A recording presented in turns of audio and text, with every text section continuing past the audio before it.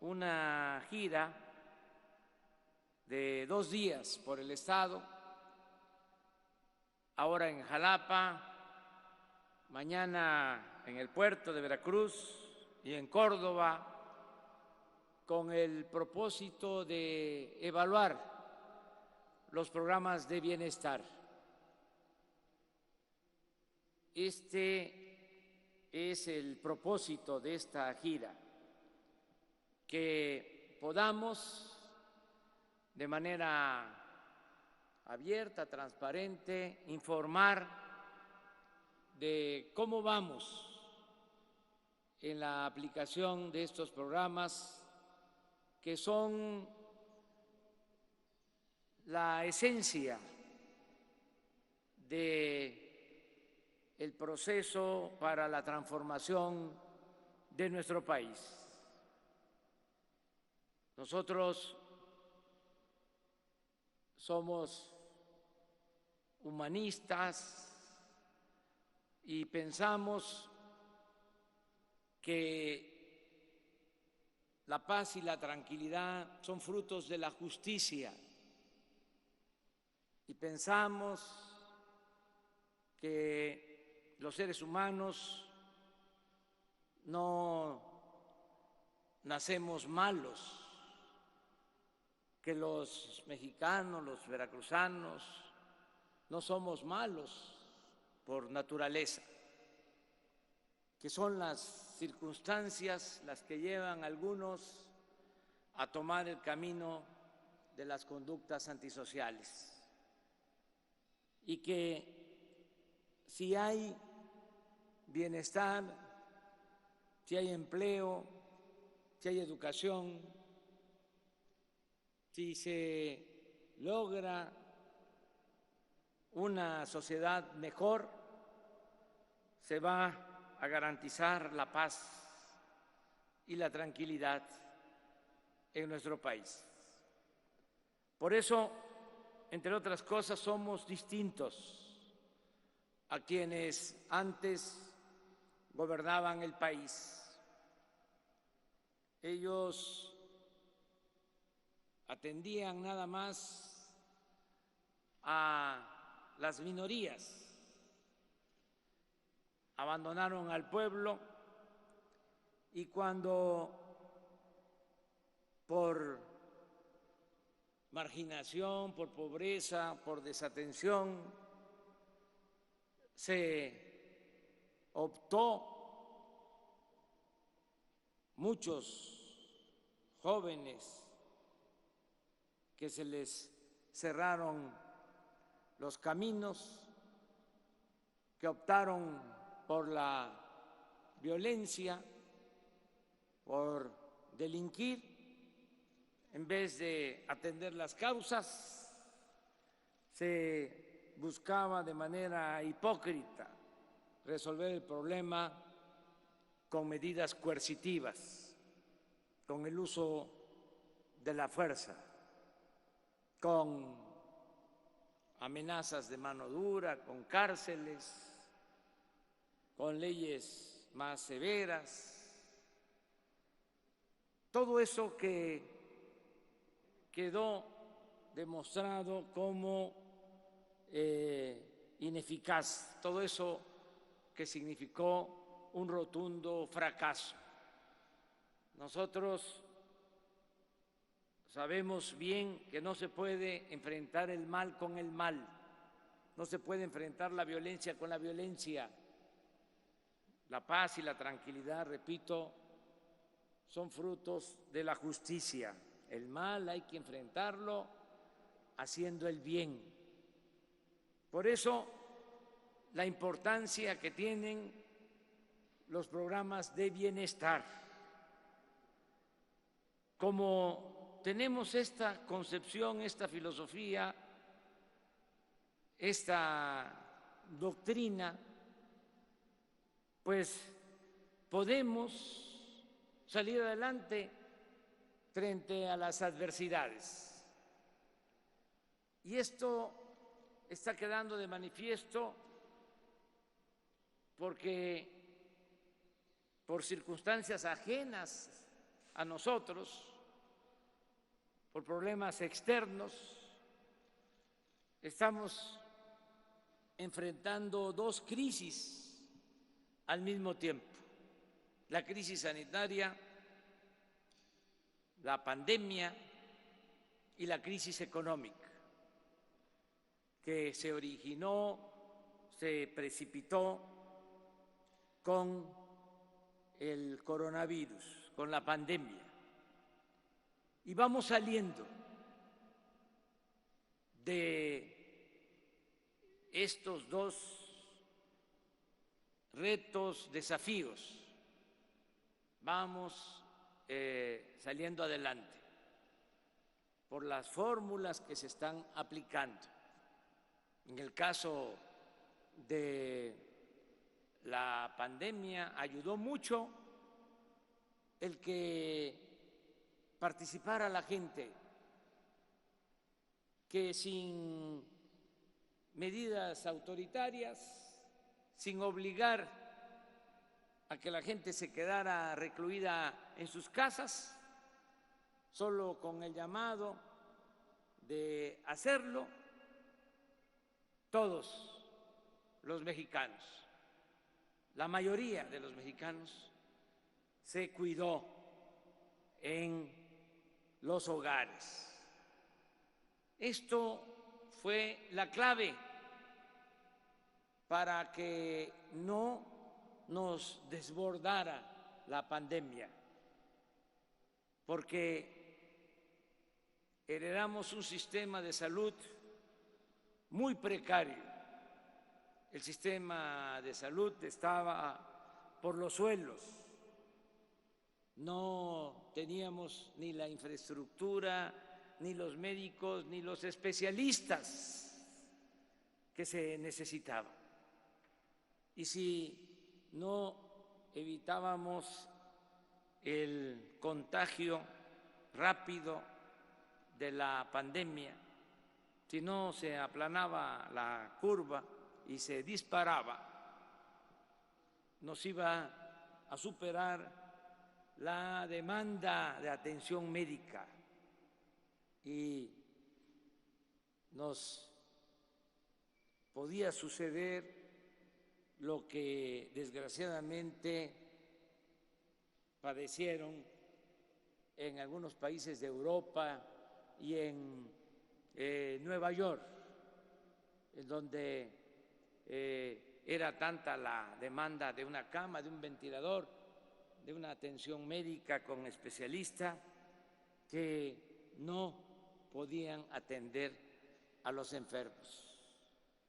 Como la gente aquí, repito, participó de manera consciente, nos ayudó, pues se pudo detener el ascenso de la pandemia, nos dio tiempo de reconvertir hospitales, de ampliar el número de camas, de adquirir los ventiladores para atender a los enfermos, de contratar a 50,000 trabajadores de la salud, enfermeras, médicos y otros trabajadores.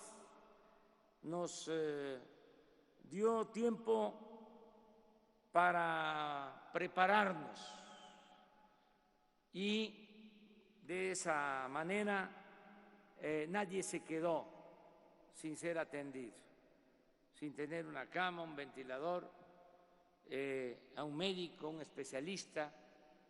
Aquí quiero aprovechar para reconocer el apoyo de los trabajadores de la salud, que actuaron con humanismo y lo siguen haciendo, porque todavía no terminamos de resolver este grave problema de la pandemia, aun cuando está disminuyendo. Nos ayudó mucho, repito, la participación consciente de la gente. Y vamos hacia adelante. Yo espero que pronto se regrese por completo a la normalidad. En el informe último que se nos presentó, porque esta estrategia está en manos de especialistas, de expertos, fue algo que decidimos desde el principio. No somos todólogos, sabelotodo, y por eso son los técnicos, los médicos, los científicos, los especialistas, los encargados de conducir la estrategia para el control de la pandemia.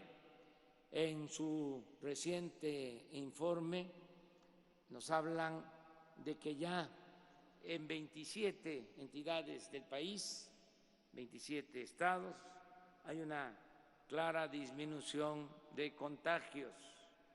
Solo tenemos todavía que resolver el problema en 5 entidades, 5 estados, pero ya la pandemia en México está cediendo y no han habido rebrotes como se está presentando desafortunadamente en algunos países de Europa, aunque también hay que decir que aunque se están presentando estos rebrotes en países europeos, ya es menos la intensidad del virus y lo más importante, ahora están falleciendo menos personas a pesar de los rebrotes.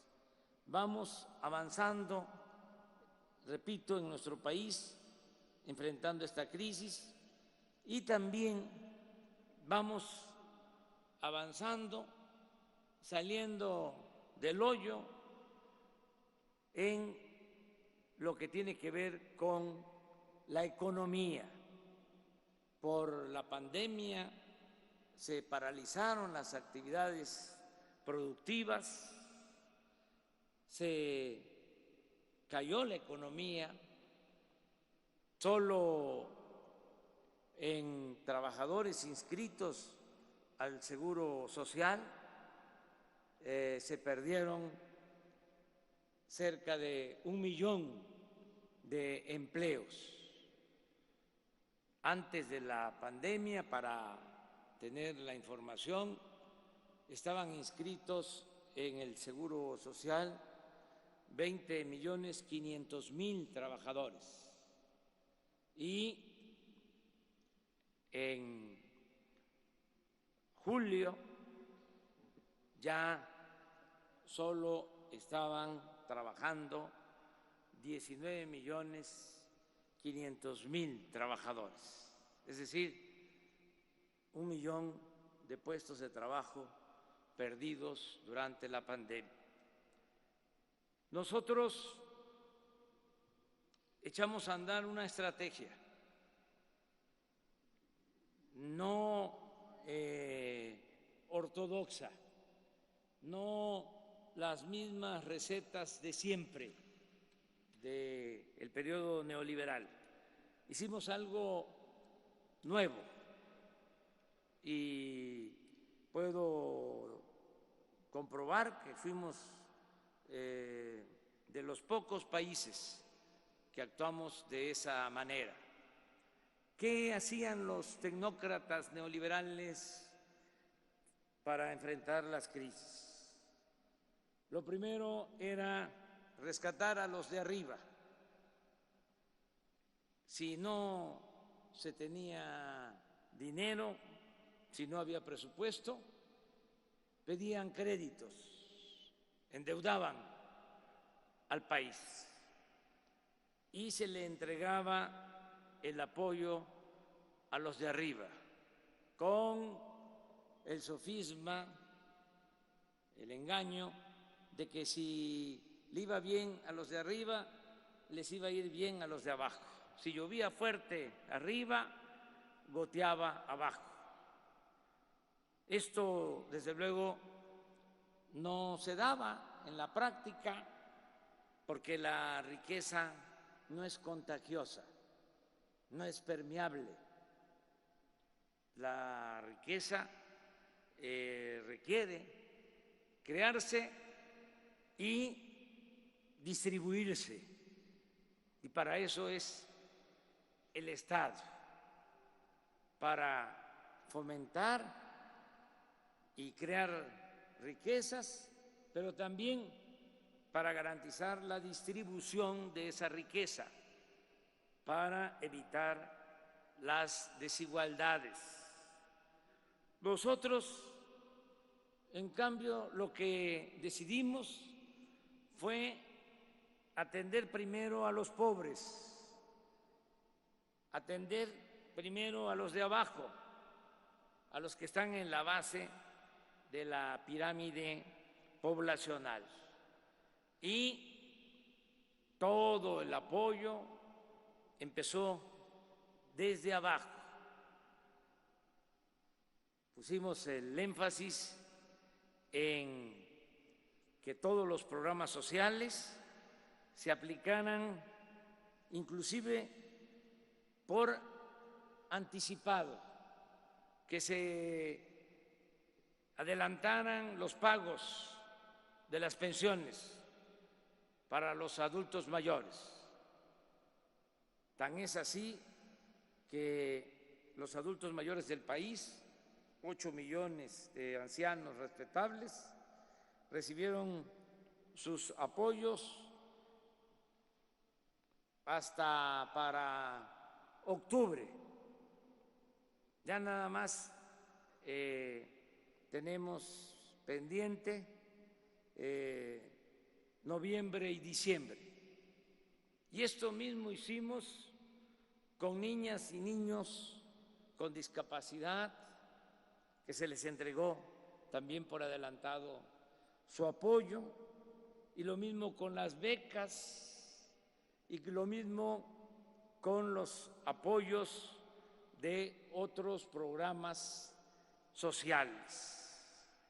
Además de estos programas que van abajo, yo considero que en la actualidad, de cada 10 hogares de México, 6 están recibiendo cuando menos un programa de apoyo para el bienestar.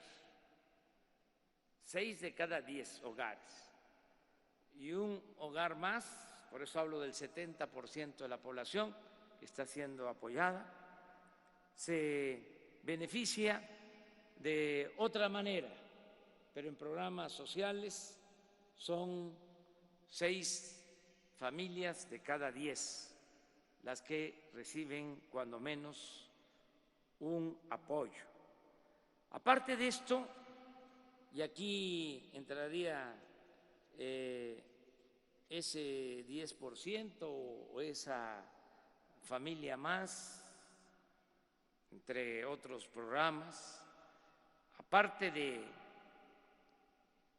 lo que tiene que ver con los programas sociales, se echó a andar un plan emergente para otorgar créditos a pequeños empresarios, créditos a la palabra y créditos con muy poco interés, es decir, con tasas de interés que no se consiguen en ningún banco.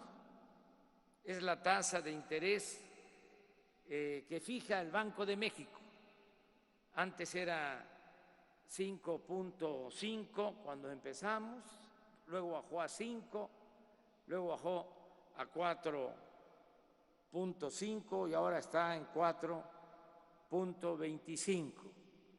Bueno, créditos a esa tasa anual de 25,000 pesos a pagar en 3 años, con 3 meses de gracia, y al cuarto mes empezar a pagar alrededor de 800 pesos mensuales.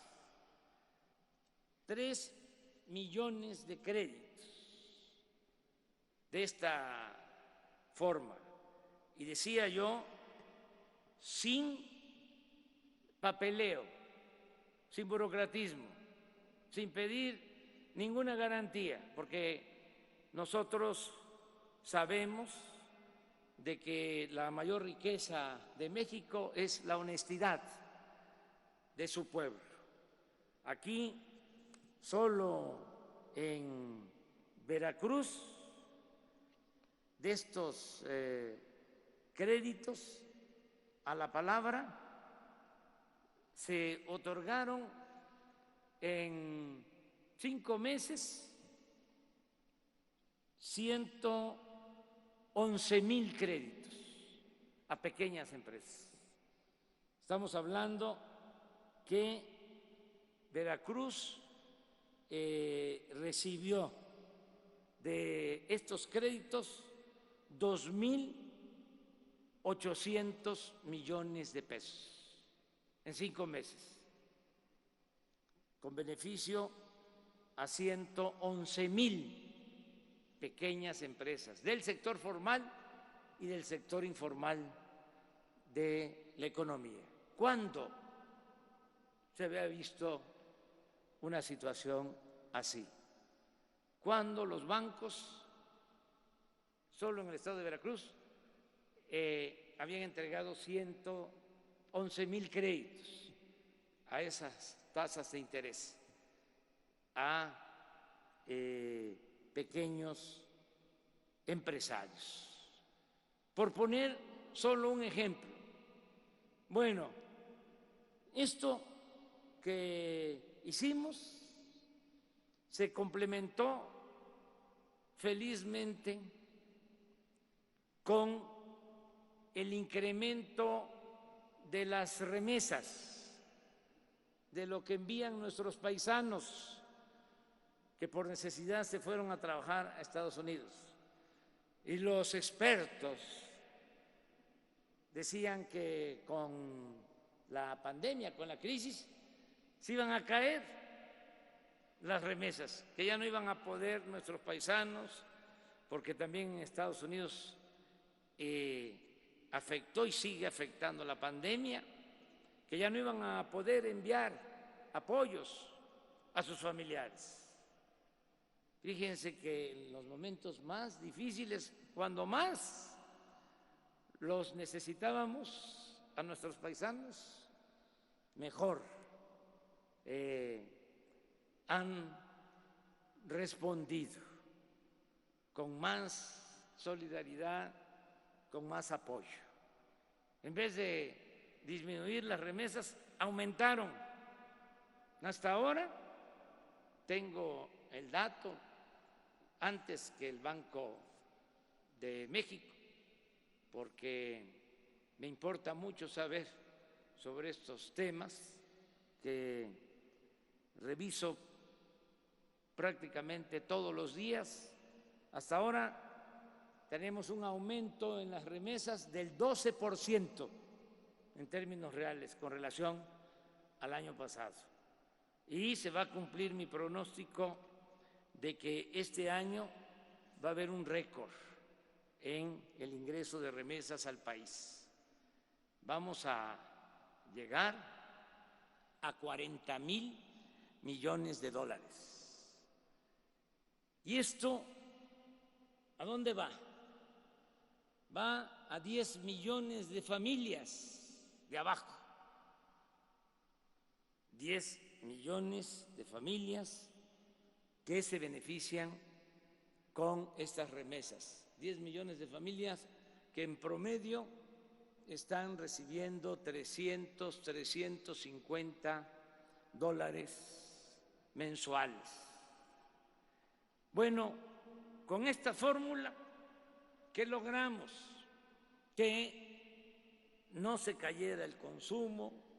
Esto lo pueden decir los Chedraui, que no dejaron de vender, como también lo puede decir Walmart, lo puede decir Soriana, para no solo hablar de Chedraui, no hacerle la publicidad solo a Chedraui.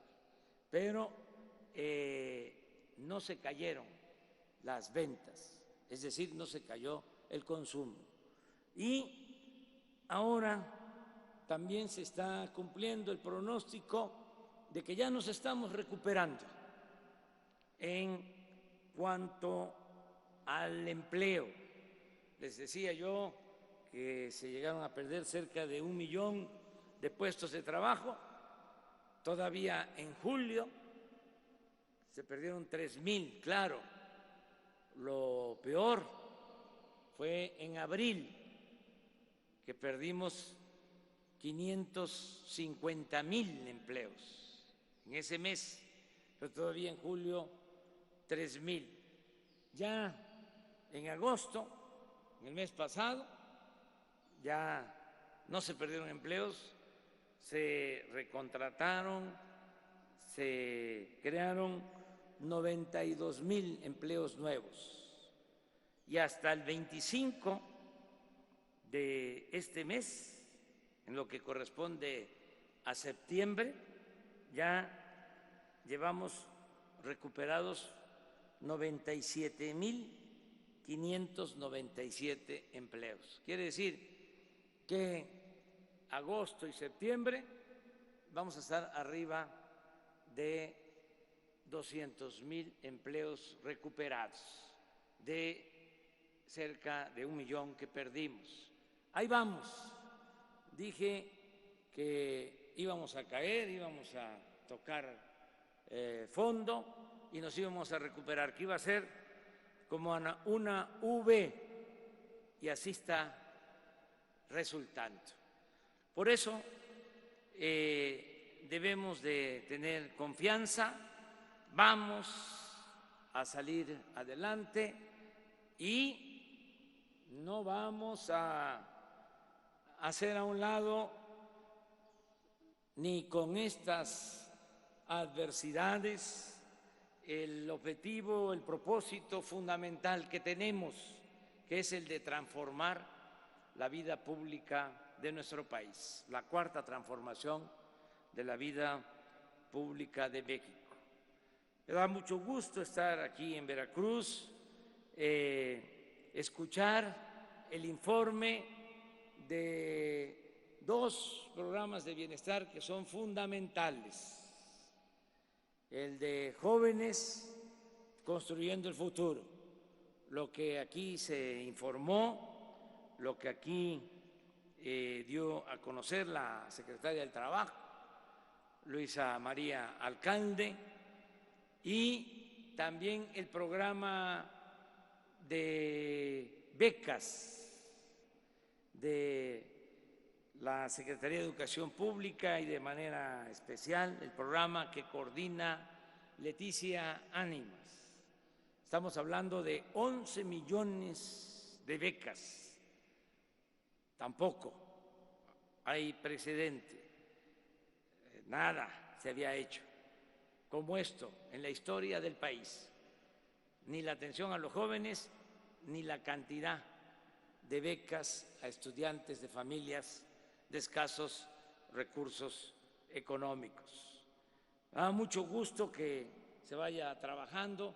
Celebro de que los jóvenes tengan opciones, tengan alternativas, que no dejemos que los enganchen en los grupos de la delincuencia, que no se los lleven y que tengan oportunidades de estudio y de trabajo.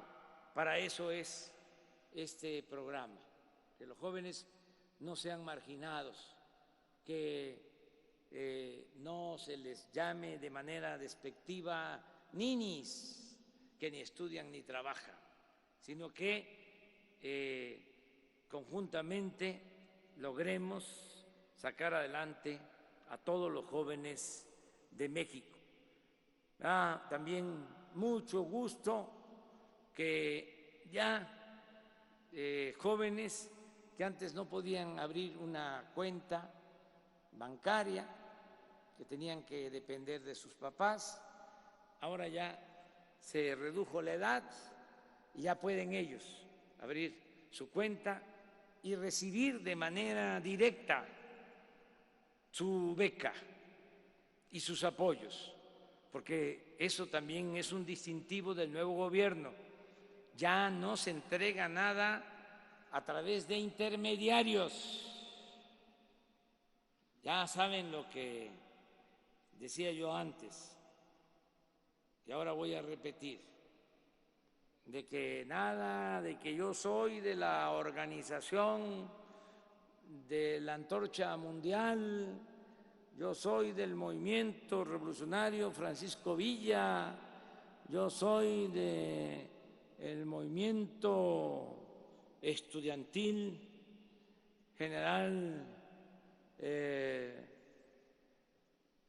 Lázaro Cárdenas del Río o general Heriberto Jara, porque estoy aquí en Veracruz y respeto y admiro tanto al general Heriberto Jara, y que esas organizaciones hagan las gestiones. Tenían hasta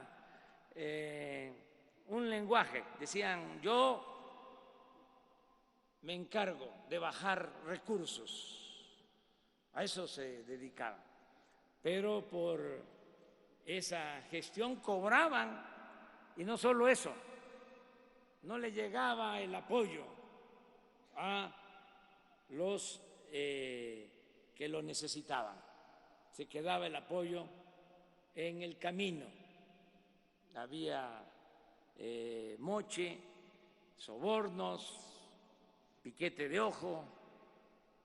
Ya por eso no se entrega a estas organizaciones sociales de la llamada sociedad civil, los organismos o asociaciones no gubernamentales, que hasta en eso son contradictorias, porque se hacen llamar no gubernamentales y vivían del presupuesto público, vivían del apoyo del gobierno. Ahora todo se entrega de manera directa a los beneficiarios, y esto es mucho mejor. Estoy planteándolo también en el caso de la educación, nada de que es una oficina del gobierno federal la encargada de manejar los programas para el mantenimiento de las escuelas, o una oficina, una dependencia del gobierno del Estado o de los ayuntamientos, porque no baja a la escuela. ¿Qué estamos haciendo ahora? Entregando directo a la sociedad de padres de familia lo que le corresponde a cada escuela para el mantenimiento. En el programa La Escuela es Nuestra, sin intermediario, desde la tesorería de la Federación hasta la sociedad de padres y madres de familia. Y lo mismo vamos a hacer, y ya estoy elaborando la iniciativa de ley para que los créditos a los trabajadores que entregue el Infonavit se otorguen sin intermediarios. Se acabó lo de obligar al trabajador a tener un departamento mal hecho, un huevito de 30 metros cuadrados en zonas aisladas, apartadas, carísimo por la intermediación de las empresas inmobiliarias. ¿Cuántos políticos corruptos, cuántas empresas vinculadas a estos políticos hicieron su agosto? Y por eso tenemos ahora 400,000 departamentos abandonados, unidades habitacionales que se construyeron en zonas de riesgo y que por eso la gente no puede habitar esos departamentos. De eso se va a terminar, porque ahora los créditos van a ser directos al trabajador y que el trabajador y su familia decidan con ese dinero qué van a hacer, si ellos van a comprar su terreno y van a construir su casa, como están construidas todas las viviendas de México, la mayor parte. ¿Quién hace las casas en nuestro país? Es mucha ciencia hacer una casa, que no hay ingenieros conocidos, arquitectos, que no hay maestros de obras, que no hay albañiles, que no las mujeres de México, las madres de familia, son las mejores economistas del país, porque utilizan el poco presupuesto de la mejor forma posible, estiran el presupuesto y alcanza. ¿Por qué vamos a tener intermediarios? Ya eso también va a terminarse. Van a ser créditos directos. Infonavit y Foviste. Aprovecho también para darlo a conocer. Nos da mucho gusto estar aquí en Veracruz. Lo he dicho en varias ocasiones, lo vuelvo a repetir. Tenemos un gobernador en Veracruz que nos aligera la carga, que nos ayuda mucho, porque Cuitláhuac García es un hombre con convicciones, un hombre trabajador y sobre todo un gobernante honesto, que tanta falta hacía en este extraordinario estado de Veracruz. Veracruz siempre, lo dije, tiene un gran potencial. Es como una república, es más que un estado. Tiene de todo: buenas tierras para la producción agropecuaria, tiene más de 700 kilómetros de litorales, tiene bosques, tiene selva, tiene petróleo, tiene gas, bueno, muchas riquezas. Veracruz tiene todo, pero antes, por los malos gobernantes, se lo clavaban todo. Ese era el distintivo: un estado rico con pueblo pobre. Se tenían que ir los veracruzanos a buscarse la vida a otras partes, porque a pesar del potencial económico del presupuesto de Veracruz, por la corrupción que imperaba, el pueblo estaba en el abandono. Ahora es muy satisfactorio venir a Veracruz y poder estar, convivir, trabajar conjuntamente con el gobernador de Veracruz, que es un hombre, repito, honesto, y eso lo celebro. Me dio mucho gusto estar aquí en Jalapa. Este municipio es de vanguardia, es de avanzada. Aquí siempre la gente nos ha apoyado. Son los ciudadanos de Jalapa precursores del movimiento de transformación de nuestro tiempo. El pueblo de Jalapa, cuando todavía no despertaban en otras partes, ya aquí la gente estaba muy consciente, muy avispada, participativa.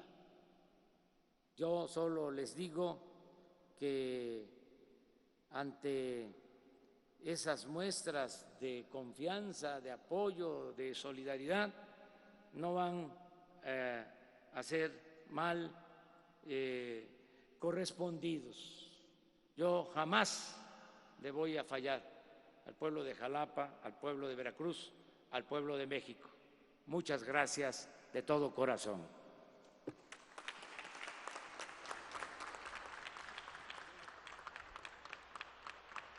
Les Solicitamos guardar el debido respeto para entonar nuestro himno nacional mexicano.